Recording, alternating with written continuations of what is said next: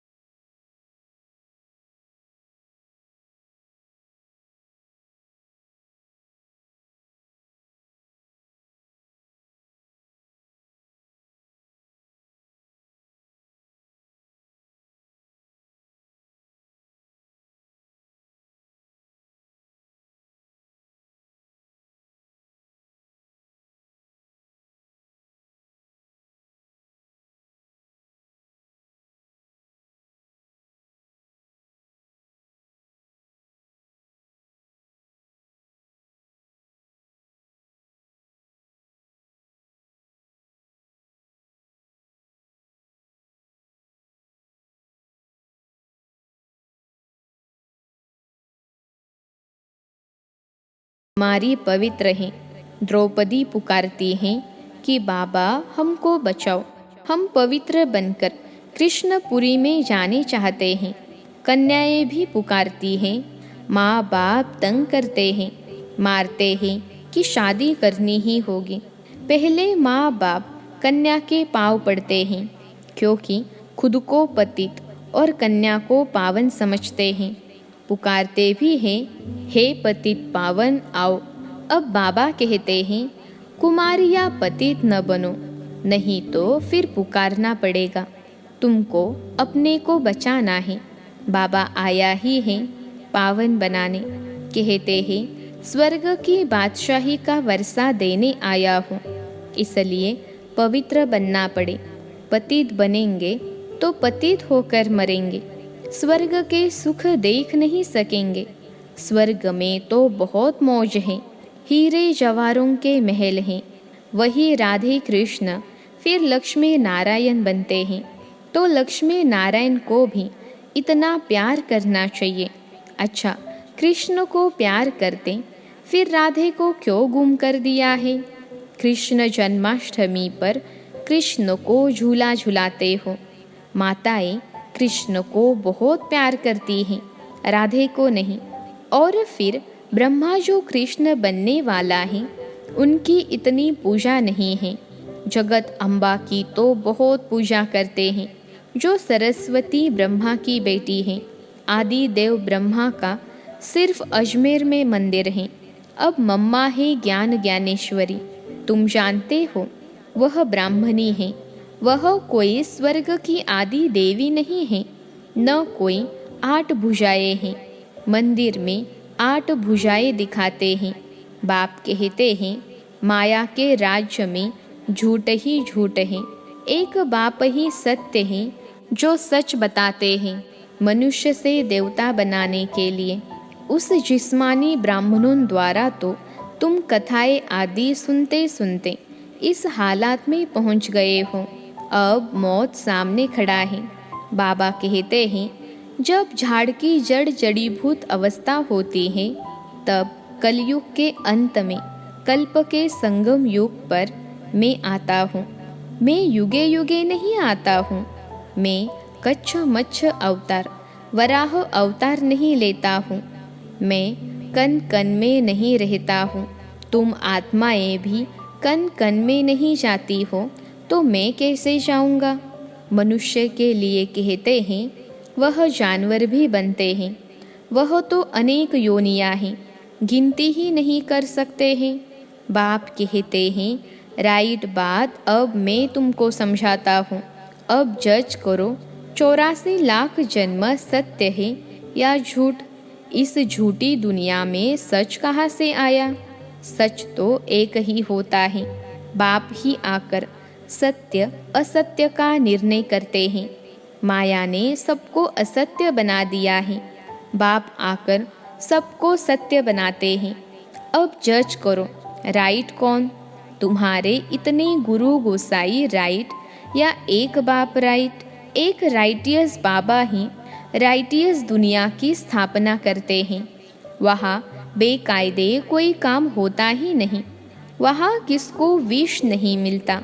तुम जानते हो, हम भारतवासी बरोबर देवी देवता थे, अब पतित बन गए हैं। पुकारते भी हैं हे पतित पावन आओ। यथा राजा रानी तथा प्रजा सब पतित हैं। तब तो लक्ष्मी नारायण आदि को पूजते हैं ना। भारत में ही पवित्र राजाएं थे, अब अपवित्र हैं। पवित्र को पूजते हैं। अब बाबा आकर तुमको महाराजा महारानी बनाते हैं, तो पुरुषार्थ करना चाहिए। बाकी 8 भुजा वाला तो कोई है नहीं। लक्ष्मी नारायण को भी 2 भुजाएं हैं। चित्रों में फिर नारायण को सावरा, लक्ष्मी को गोरा दिखाते हैं।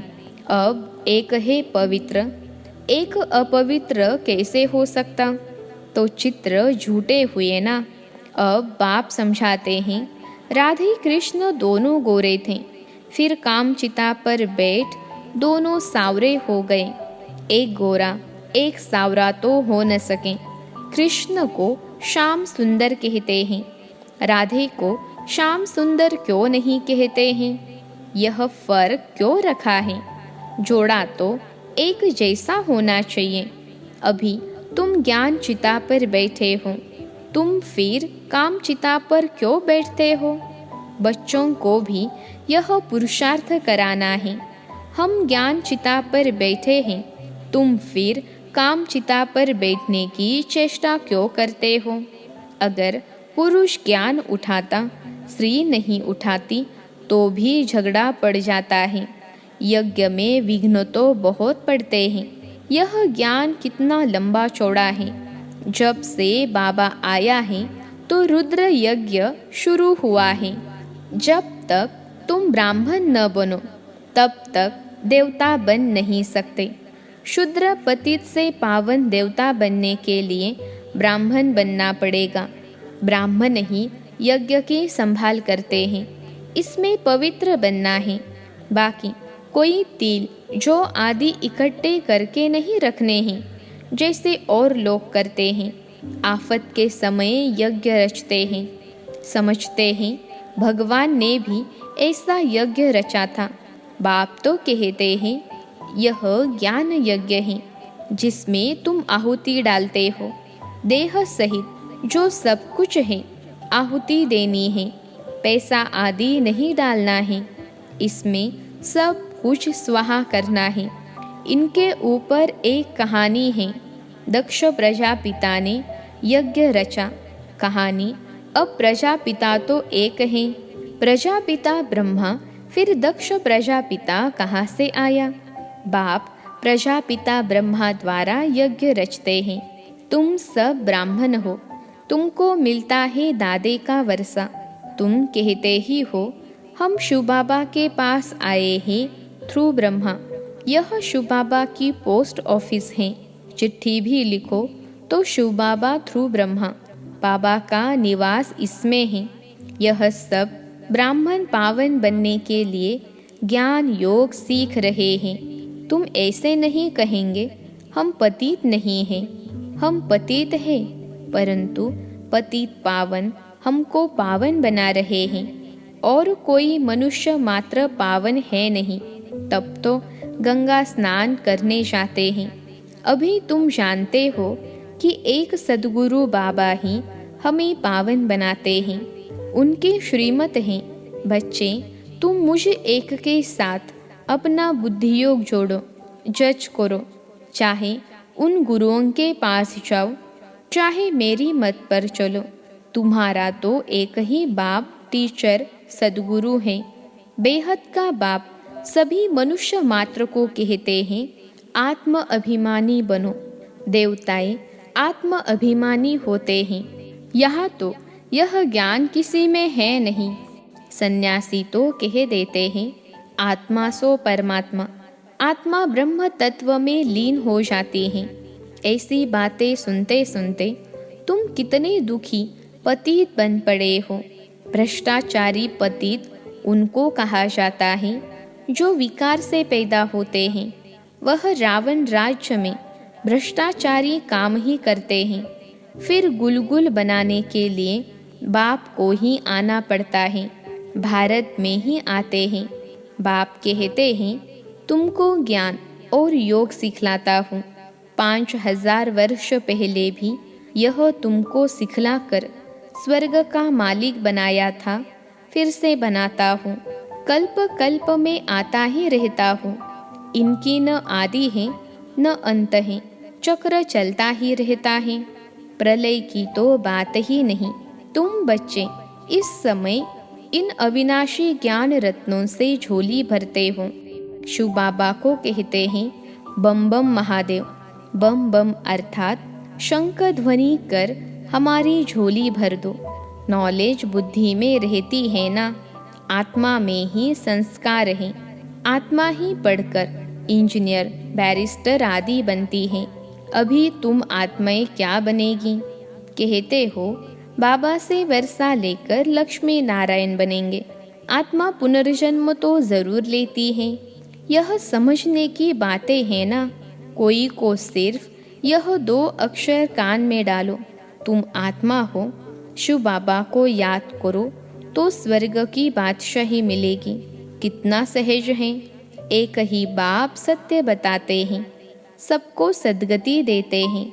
बाकी सब झूठ बताकर दुर्गति ही करेंगे। यह शास्त्र आदि भी सब बाद में बने हैं। भारत का शास्त्र एक ही गीता है। कहते हैं परंपरा से यह चले आए हैं, परंतु कब से? समझते हैं सृष्टि को लाखों वर्ष हुए। अच्छा, तुम बच्चे बाबा के लिए अंगूर ले आते हो। तुम ही लाते हो, तुम ही खाते हो। मैं नहीं खाता हूँ, मैं तो अभोक्ता हूँ।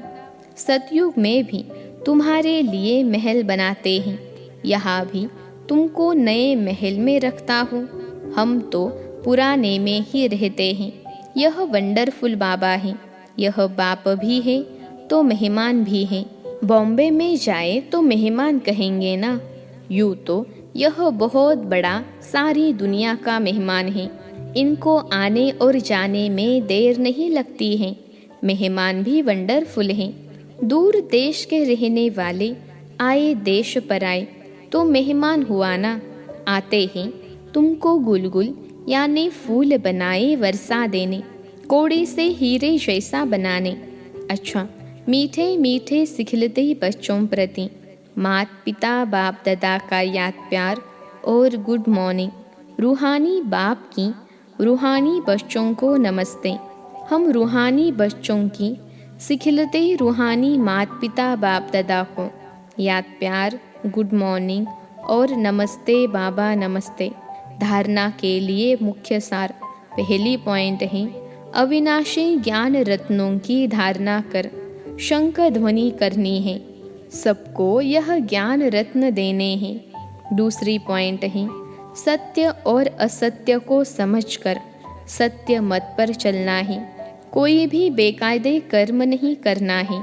आज का वरदान है, बुद्धि को बिजी रखने की विधि द्वारा व्यर्थों को समाप्त करने वाले सदा समर्थ भव। बुद्धि को बिजी रखने की विधि द्वारा व्यर्थों को समाप्त करने वाले सदा समर्थ भव। विश्लेषण है, सदा समर्थ अर्थात शक्तिशाली वही बनता है जो बुद्धि को बिजी रखने की विधि को अपनाता है। व्यर्थों को समाप्त कर समर्थ बनने का सहज साधन ही है सदा बिजी रहना। इसलिए रोज सवेरे जैसे स्थूल दिनचर्या बनाते हो, ऐसे अपनी बुद्धि को बिजी रखने का टाइम टेबल बनाओ कि इस समय बुद्धि में इस समर्थ संकल्प से व्यर्थों को खत्म करेंगे। बिजी रहेंगे तो माया दूर से ही वापस चली जाएगी। आज का स्लोगन है, दुखों की दुनिया को भूलना है तो परमात्मा प्यार में सदा खोए रहो। दुखों की दुनिया को भूलना है तो परमात्मा प्यार में सदा खोए रहो।